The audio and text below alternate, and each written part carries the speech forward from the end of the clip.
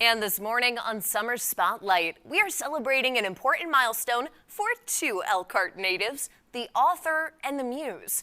First, the author Dennis Eller wrote this book, A Life Worth Living, The Tragedies, Trials, and Triumphs of Terry and Fillio. It highlights Terry's battle with polio that started in the 1950s and paralyzed her for life. But really, the diagnosis isn't the story.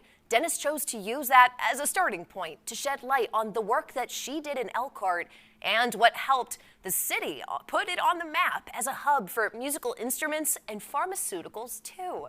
But without further ado, I would like to introduce the man behind this 376-page book, and that is a decade now in the making, Mr. Dennis Eller. Thank you so much for making the trip in this morning. Good morning. So glad to be here. Well, hey, first and foremost, I believe a little congratulations are in order. Michiana, Dennis is now an Amazon #1 bestseller. How is that feeling this morning, waking up and saying, wow, all of the work that I've done has really paid off? It really is very humbling to achieve that kind of a status in a short amount of time.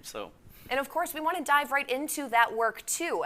After all of it that you have put in, can you believe that all of this is stemming from an Elkhart native yourself, and more about Terry? Tell us a little bit about the story itself. Right. It's not very often that people get a chance to read a novel where the action takes place in a city that they know very, very well.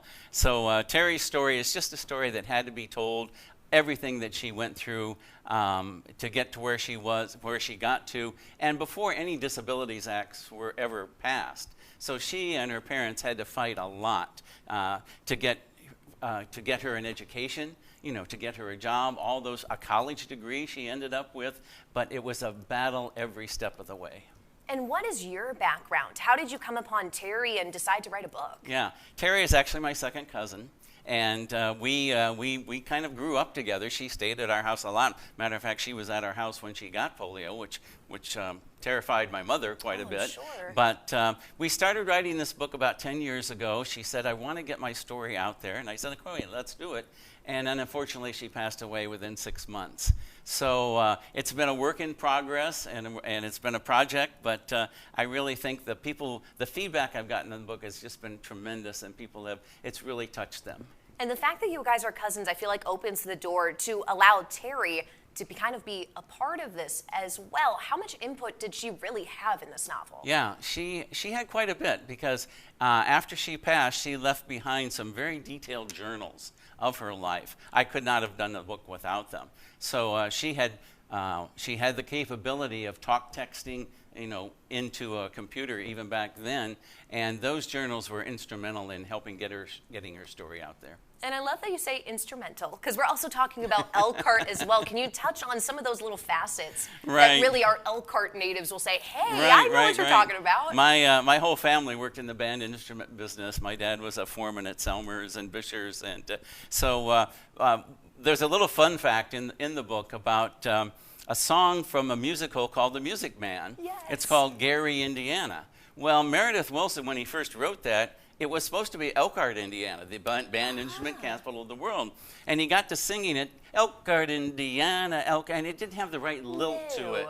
So he thought, I'll just move it over to Gary, 80 miles west. Only 40,000 people in Elkhart are going to know anything about it. Well, the people were outraged that the band instrument capital got moved. So Meredith Willson actually came to Elkhart, was part of the 1958 centennial, was honorary marshal of that parade, in a way trying to appease the Elkhart people.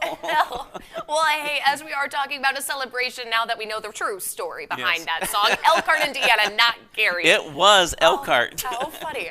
Tonight, you are celebrating Elkhart with a few other cousins. Can you tell me a little bit about why today is the perfect day to bring you in and talk about Terry? This would have been Terry's 80th birthday in 2023, and we just felt it was important to honor her and get relatives and neighborhood friends and coworkers from the probation department and classmates from Elkhart High School. We're all going to get together and celebrate. If there's one thing Terry loved, it was having a party people having a good time, good food, good fellowships. So we're going to raise a glass in her honor tonight over at Antonio's Restaurant on Goshen Road in Elkhart. Ooh, with some good food, too. We love Antonio's here. And quickly before we go, Dennis, would you mind speaking to a little bit? A decade's worth of your life has gone into this book. Yeah.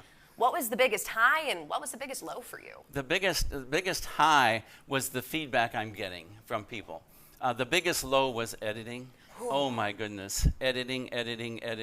You just can't edit it enough. So that was getting published. That wasn't easy either. No. So all those things have to come together, but it was so worthwhile.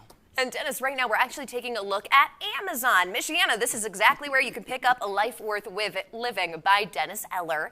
That's online right now for your purchasing abilities, and I've got all the links that you need over on ABC57.com if you would like to be a part of him and Terry's journey. So a big happy birthday to Miss Terry here on her 80th birthday. And Dennis, thank you so much for coming in this morning. Thanks for having me. I'm so glad that we could chat and talk about it because, hey, I'm a Michiana native too. We love our hometowns, right? Absolutely. Michiana, stay with us. We'll be right back.